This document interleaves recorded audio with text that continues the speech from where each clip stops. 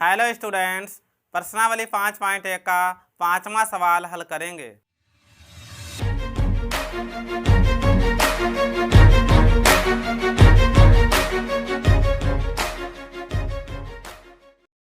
छात्रों, सवाल इस प्रकार है।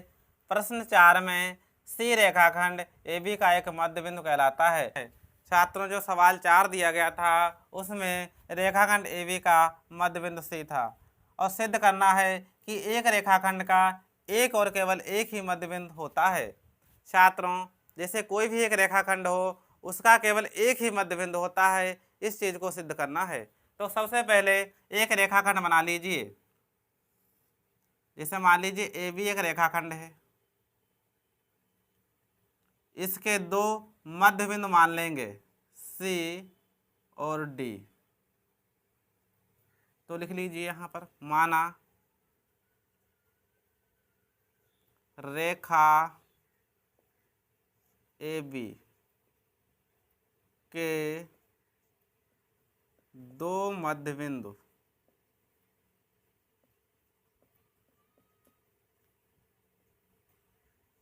C और D हैं।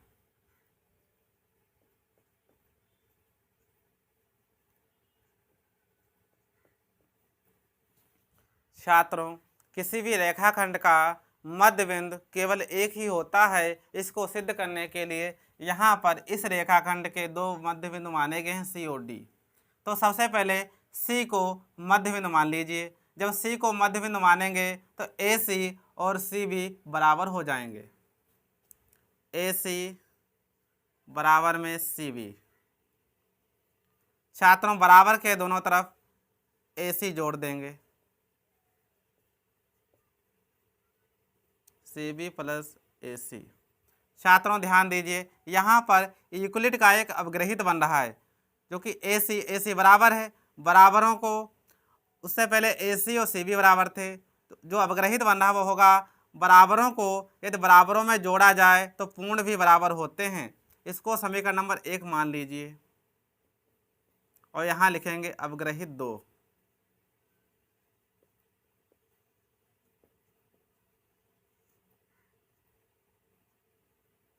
यदि बराबरों को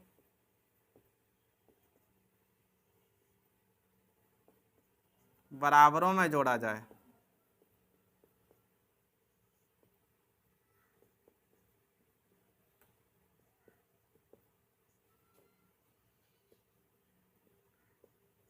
तो पूर्ण भी बराबर होते हैं। छात्रों, ध्यान दीजिए, AC और CB पहले से बराबर थे, इनमें बराबर जोड़ा गया AC तो अवग्रहित हो गया। यदि बराबरों को बराबरों में जोड़ा जाए तो पूर्ण भी बराबर होते हैं। अब छात्रों ध्यान दीजिए, CB और AC रेखाखंड AB पर हैं, तो लिख लेंगे CB प्लस AC और AB समपाती हैं।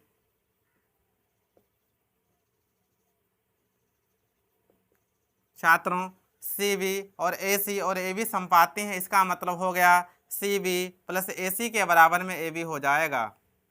तो लिखेंगे तो CB प्लस AC के बराबर में AB हो जाएगा।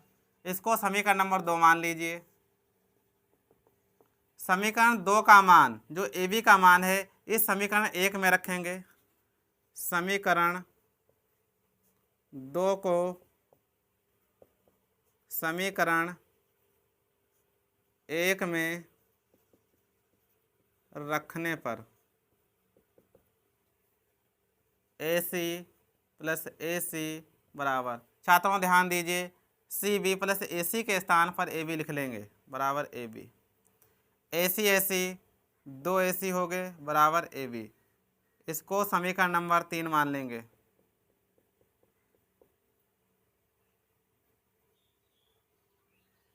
छात्रों, जिस प्रकार से C को मध्य बिंदु माना गया था उसी प्रकार से D को भी मध्य बिंदु मान लेंगे और वही पूरी प्रक्रिया करेंगे। जब डी को मध्य बिंदु माना जाएगा ए डी और डी बी बराबर हो जाएंगे, तो लिखेंगे ए डी बराबर डी बी। छात्रों ए डी और डी बी बराबर हो गए हैं क्योंकि डी एक मध्य बिंदु है।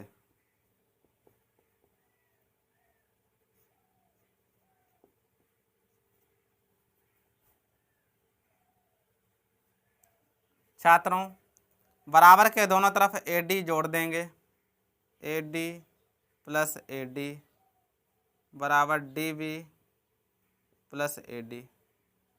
छात्रों ध्यान दीजिए, जो बराबर हैं बराबरों को बराबरों में जोड़ा गया है। यहाँ पर एक अवग्रहित बन रहा है, यूक्लिड का अवग्रहित 2 जो कि यहाँ पर बन रहा था, तो इसको समीकरण नंबर 4 मान लीजिए और लिख लेंगे अवग्रहित 2 से, अवग्रहित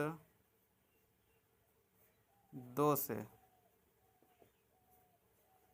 छात्रों डी बी और ए डी, डी बी और ए डी ए बी पर है, इसका मतलब D B plus A D और ए बी समपाती हैं।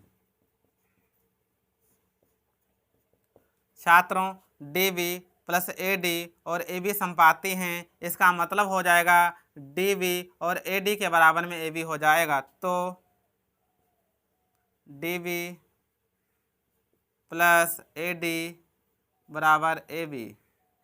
समीकरण नंबर इसको 5 मान लेंगे। समीकरण 5 को समीकरण 4 में रखने पर, समीकरण 5 को समीकरण 4 में रखने पर, जब ए बी का मान D B plus A D है, इसको समीकरण 4 में रखेंगे तो A D plus A D बराबर D B plus A D के स्थान पर ए बी लिख लेंगे। ए डी 2 ए डी हो जाएंगे बराबर ए बी, इसको समीकरण नंबर 6 मान लेंगे। छात्रों समीकरण 6 और समीकरण 3 की तुलना कर लेंगे। समीकरण 3 और समीकरण 6 की तुलना करने पर,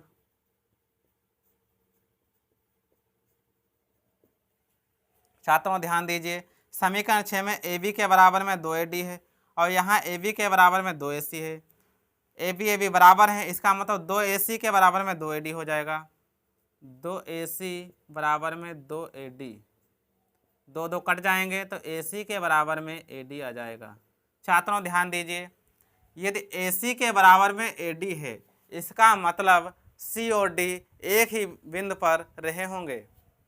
तो यह जब ए सी और ए डी बराबर हैं, यह तभी संभव है, यह तभी संभव है जब सी और डी एक ही बिंदु पर हों। अतः रेखाखंड का एक ही मध्य बिंदु होता है। छात्रों यही सिद्ध करना था, तो लिख लेंगे हेंस प्रूव्ड आगे। छात्रों अगला सवाल अगले वीडियो में सॉल्व करेंगे।